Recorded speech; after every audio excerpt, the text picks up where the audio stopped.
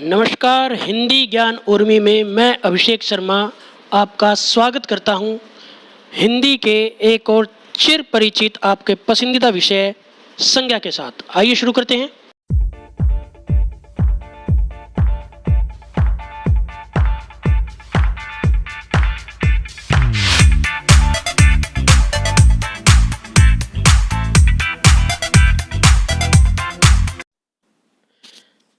संज्ञा का अर्थ क्या है, हमारा पहला प्रश्न है।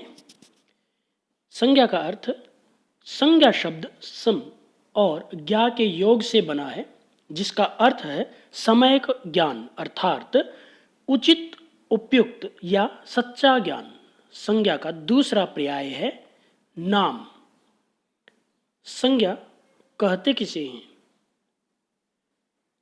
संज्ञा जो शब्द प्राणी, वस्तु, व्यक्ति, गुण, स्थान, स्थिति या भाव का बोध कराते हैं उसे संज्ञा कहते हैं। जी हाँ, भाव का बोध कराते हैं। देखते हैं संज्ञा के भेद। Kinds of nouns. संज्ञा शब्दों से प्राय किसी व्यक्ति, जाति अथवा भाव के नाम का बोध होता है, इसलिए संज्ञा के 3 प्रमुख भेद बताए गए हैं: व्यक्तिवाचक, भाववाचक, जातिवाचक। जातिवाचक के 2 उपभेद हैं: द्रव्यवाचक, समूहवाचक। वाचक का अर्थ है बताने वाला या सूचक। व्यक्तिवाचक व्यक्ति को बताने वाला, भाववाचक भाव को बताने वाला, जातिवाचक जाति को बताने वाला या सूचक, द्रव्यवाचक पदार्थ या द्रव्य का सूचक या उसे बताने वाला, समूहवाचक समूह का सूचक या उसे बताने वाला। वाचक का अर्थ ध्यान रखें, आपकी कोई संज्ञा कभी भी गलत नहीं होगी। वाचक का अर्थ है बताने वाला। व्यक्तिवाचक स्पष्ट है, व्यक्ति को बताने वाला। जो शब्द किसी वस्तु, स्थान, प्राणी अथवा व्यक्ति विशेष का बोध कराए, जी हाँ, व्यक्ति विशेष, इन सब चीजों के विशेष का बोध कराए, उन्हें व्यक्तिवाचक संज्ञा कहते हैं। विशेष अपने आप में जो एक हो, यूनिक हो, व्यक्ति अपने आप में जो एक हो, उसके जैसा कोई और हो ही नहीं, चाहे वो किसी भी गुण, धर्म, शक्ति, सामर्थ्य, रंग, रूप किसी में हो, लेकिन उसके जैसा कोई नहीं हो। जैसे वीर भगत सिंह व्यक्तिवाचक, श्री लाल बहादुर शास्त्री व्यक्तिवाचक, नेताजी सुभाष चंद्र बोस व्यक्तिवाचक। वनस्पति घी व्यक्तिवाचक नाम है। हिमालय पर्वत अलग से नाम छट गया, उसके जैसा कोई नहीं है। गंगा नदी उसके जैसा कोई नहीं है।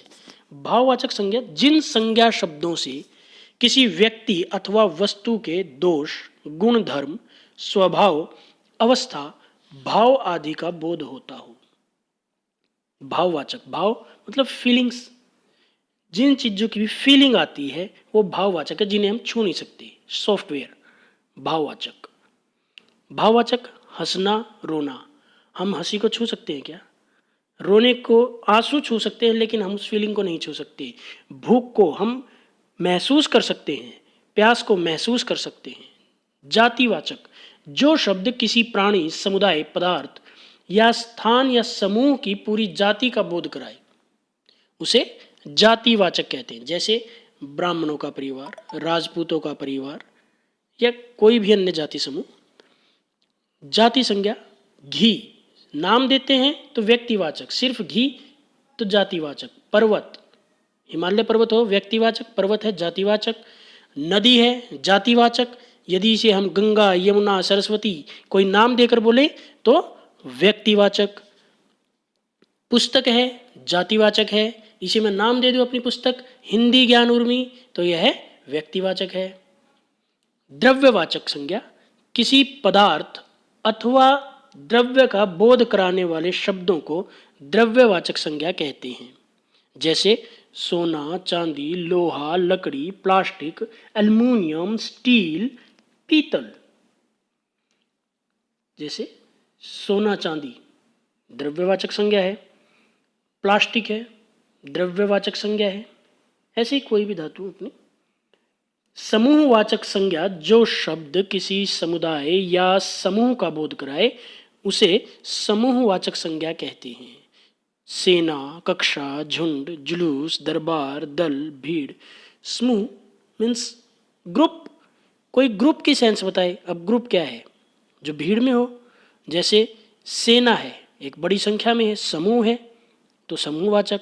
कक्षा में बैठते हैं, समूह में बैठते हैं। फल, जैसे अंगूर का गुच्छा है, एक गुच्छे में अनेक अंगूर हैं। भीड़ है, अनेक प्रकार के व्यक्ति हैं, समूहवाचक है।